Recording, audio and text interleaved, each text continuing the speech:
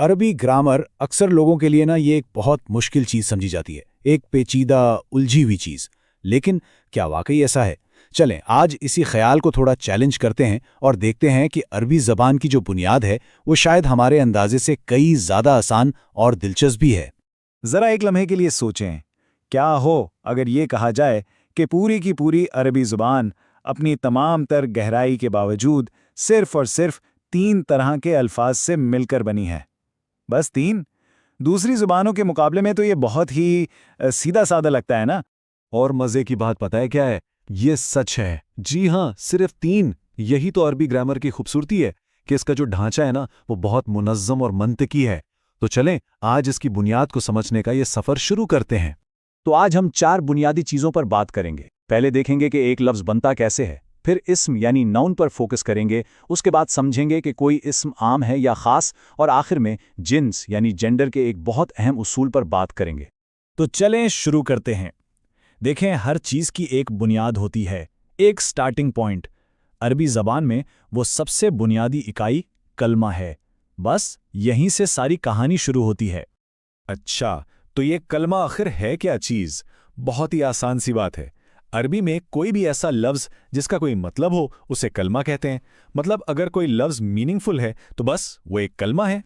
اور ہر کلمہ یعنی ہر بامانی لفظ ہمیشہ ان 3 میں سے ہی کوئی ایک چیز ہوگا، یا تو وہ اسم ہوگا یعنی ناؤن، یا فعل یعنی ورب، یا پھر حرف جو کہ الفاظ کو جوڑتا ہے۔ بس پوری کی پوری زبان کی عمارت سمجھیں کہ انہی 3 ستونوں پر کھڑی ہے۔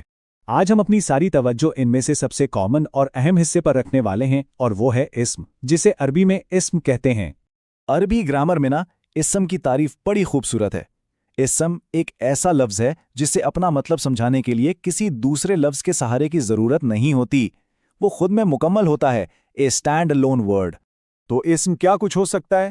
بھئی یہ کسی شخص کا نام ہو سکتا ہے، کسی جگہ کا نام، یا پھر کسی بھی چیز کا نام، یہاں تک کہ کسی خوبی یا کوالٹی کا نام بھی اسم ہی ہوتا ہے۔ بالکل سیدھی سادی سی بات ہے۔ چلیں کچھ مثالیں دیکھتے ہیں، جیسے قلم یہ ایک چیز ہے، لندن ایک جگہ کا نام ہے، محمد ایک شخص کا نام ہے، اور قدیم یعنی پرانا یہ ایک خوبی ہے۔ یہ سب کے سب اسم ہیں۔ کیوں؟ کیونکہ ان سب کے اپنے بالکل واضح معنی ہیں۔ ٹھیک ہے، تو اب اسم کی پہچان تو ہو گئی، اب اس کی ایک اور خاصیت کو سمجھتے ہیں، وہ یہ کہ کوئی اسم عام ہے یا خاص، جسے ہم ڈیفینٹ اور انڈیفینٹ کہتے ہیں۔ عربی میں اس فرق کو پہچاننا کمال کا آسان ہے۔ عام طور پر ہوتا یہ ہے کہ جو انڈیفینٹ اسم ہوتا ہے اس کے آخر میں ایک خاص علامت ہوتی ہے جسے تنوین کہتے ہیں، اور جو ڈیفینٹ اسم ہوتا ہے اس کے شروع میں ال لگا ہوتا ہے، بس اتنی سی نشانی ہے۔ یہاں یہ فرق بالکل صاف نظر آ رہا ہے۔ دیکھیں، بیتن اس کا مطلب ہے کوئی ایک گھر، ا ہاؤس، لیکن جیسے ہی ال لگا تو البیت کا مطلب ہو گیا وہ خاص گھر، دا ہاؤس۔ اسی طرح رجلن یعنی کوئی ایک آدمی، اور الرجل مطلب وہ خاص آدمی۔ اور اب آتے ہیں اپنے آخری اور شاید سب سے دلچسپ اصول کی طرف، یعنی جنس کا اصول، جینڈر۔ یہ عربی میں چھوٹے چھوٹے جملے بنانے کے لیے ایک بہت ہی اہم کی ہے۔ یہ ایک بنیادی قانون ہے۔ یاد رکھنے والی بات یہ ہے کہ عربی زبان میں ہر اسم کا ایک جینڈر ہوتا ہے، یا تو وہ مذکر یعنی میسکولن ہوگا، یا پھر مؤنث یعنی فیمنن، کوئی تیسرا آپشن نہیں ہے۔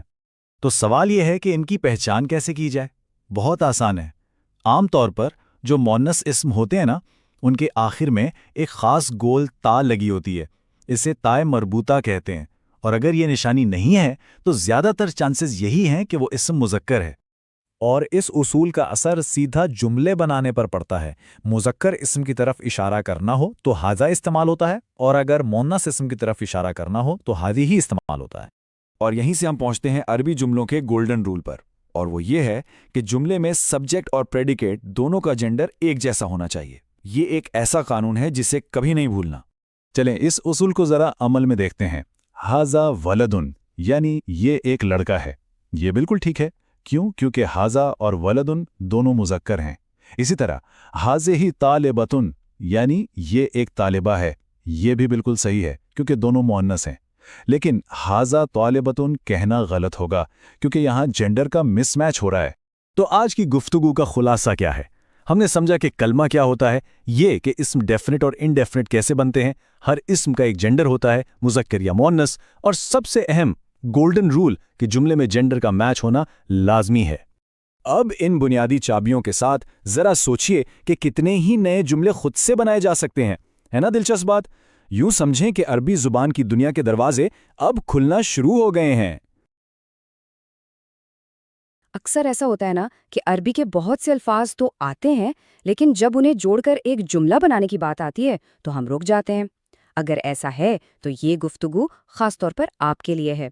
آج ہم صرف الفاظ یاد کرنے سے آگے بڑھیں گے اور اپنا پہلا مکمل عربی جملہ بنانا سیکھیں گے۔ تو چلیں شروع کرتے ہیں۔ سب سے پہلا قدم یہ سمجھنا ہے کہ عربی میں چیزوں کی طرف اشارہ کیسے کرتے ہیں۔ اصل میں یہی وہ بنیاد ہے جس پر ہماری آج کی پوری بات ٹکی ہوئی ہے۔ تو سوال یہ پیدا ہوتا ہے کہ عربی میں کسی چیز کی طرف اشارہ کر کے اس کا نام کیسے بتایا جائے۔ یہ بہت ہی بنیادی لیکن بہت ہی اہم سوال ہے اور آج ہم اسی کا جواب ڈھونڈنے والے ہیں۔ اچھا، اس کا جواب دو بہت ہی خاص لفظوں میں چھپا ہوا ہے۔ آئیے ان سے ملتے ہیں، یہ اور وہ۔ یہی دو الفاظ ہیں جو ہمارے پہلے عربی جملے کی بنیاد بننے والے ہیں۔ تو جیسا کہ یہاں نظر آ رہا ہے، ہمارے پاس دو بہت کام کے عربی الفاظ ہیں۔ پہلا ہے ہادا، جس کا مطلب ہے یہ، اور دوسرا ہے ذالک، یعنی وہ۔ اب ایک بات جو ابھی ذہن میں رکھنی ہے وہ یہ ہے کہ یہ دونوں الفاظ صرف اور صرف مذکر اسموں یعنی میسکولن ناؤنز کے لیے استعمال ہوتے ہیں۔ اچھا، اب ان الفاظ کو استعمال کرنے کا ایک گولڈن رول ہے۔ یہ بہت ہی آسان ہے، لیکن اگر اسے سمجھ لیا نا تو پھر کبھی غلطی نہیں ہوگی۔ چلیں دیکھتے ہیں کہ یہ رول کیا ہے۔ یہ اصول ہے جنس کی مطابقت، یعنی جینڈر ایگریمنٹ۔ دیکھیں، عربی زبان میں بیلنس بہت اہم ہے، اس لیے جملے کے دونوں حصوں کی جنس ایک جیسی ہونی چاہیے۔ مطلب مذکر کے ساتھ ہمیشہ مذکر ہی آئے گا، مذکر کے ساتھ مؤنث کا استعمال نہیں، وہ بالکل غلط ہوگا۔ اس اصول کو یاد رکھنے کا ایک بہت ہی مزے کا طریقہ ہے۔ سوچیں ذرا، عربی میں جملہ بنانا بالکل کپڑے میچ کرنے جیسا ہے نا؟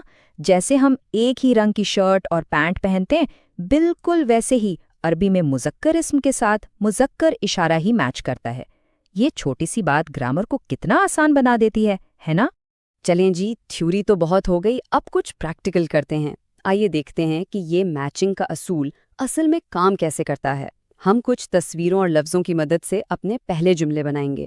ہماری پہلی مثال دیکھیں، ہاذا بابن، یعنی یہ ایک دروازہ ہے۔ اب یہاں غور کریں، ہاذا بھی مذکر ہے اور بابن یعنی دروازہ بھی مذکر ہے، دونوں میچ ہو گئے، تو اس کا مطلب ہے کہ ہمارا جملہ بالکل پرفیکٹ ہے۔ اب دور کی چیز کے لیے دیکھتے ہیں، ذالک رجلن، یعنی وہ ایک آدمی ہے۔ یہاں بھی دیکھیں، ذالک اور رجلن یعنی آدمی دونوں مذکر ہے۔ ایک بار پھر بالکل صحیح میچنگ۔ ایک اور مثال دیکھ لیتے ہیں، ھذا جملن، یعنی یہ ایک اونٹ ہے۔ اب کچھ اندازہ ہو رہا ہے کہ کیسے ایک ہی پیٹرن بار بار استعمال ہو رہا ہے؟ اصل میں یہی چیز اسے آسان بناتی ہے۔ اور آخری مثال ذالک کے ساتھ، ذالک قطار، یعنی وہ ایک ٹرین ہے۔ دیکھیں، جتنی زیادہ ہم اس کی پریکٹس کریں گے اتنی ہی تیزی سے یہ ہماری زبان پر چڑھ جائے گا اور پھر ہمیں سوچنا بھی نہیں پڑے گا۔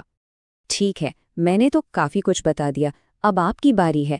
چلیں ایک چھوٹی سی مشق سے دیکھتے ہیں کہ ابھی تک کتنا سمجھ آیا ہے۔ سامنے ایک خالی جگہ نظر آ رہی ہے اور ساتھ میں لفظ ہے کتابن، یعنی کتاب۔ تو اس خالی جگہ میں کیا آئے گا، ھذا یا ذالک؟ ذرا سوچیں۔ اگر ھذا کتابن سوچا تھا تو کیا بات ہے، بالکل ٹھیک۔ کتابن ایک مذکر اسم ہے تو ظاہر ہے اس کے ساتھ مذکر اشارہ ھذا ہی آئے گا۔ چلیں اب ایک سٹیپ آگے بڑھتے ہیں۔ اس انگریزی جملے کا عربی میں ترجمہ کیسے ہوگا؟ دیٹ از اے ہارٹ، اور ہاں، عربی میں دل کو قلبن کہتے ہیں۔ اب کوشش کریں، اور صحیح جواب ہے ذالک قلبن۔ زبردست! اگر یہ بھی ٹھیک کر لیا ہے تو اس کا مطلب ہے کہ یہ اصول پوری طرح سے سمجھ آ گیا ہے۔ تو دیکھا، ابھی اپنا پہلا مکمل عربی جملہ نہ صرف سمجھا بلکہ خود بنایا بھی ہے۔ چلیں ایک نظر ڈالتے ہیں کہ آج ہم نے کیا کچھ حاصل کیا ہے۔ دیکھیں، آج ہم نے صرف الفاظ نہیں رٹے بلکہ اسموں کی پریکٹس کی، اصلی جملے بنائے، تصویروں کی مدد سے بولنے کی کوشش کی، گرامر کو عملی طور پر استعمال کیا اور ترجمہ بھی کیا۔ یہی تو ہے اصل سیکھنا، زبان کو سمجھنا اور اسے استعمال کرنا۔ آج مذکر اسموں کے ساتھ جملے بنانے کا پہلا قدم کامیابی سے اٹھا لیا گیا ہے، جو کہ ایک بہت بڑی کامیابی ہے۔ تو اب ذہن میں ایک سوال تو آتا ہی ہے کہ مؤنث اسموں کا کیا ہوگا؟ یہی سوال ہمیں سیکھنے کے سفر کے اگلے دلچسپ مرحلے کے لیے تیار کر رہا ہے۔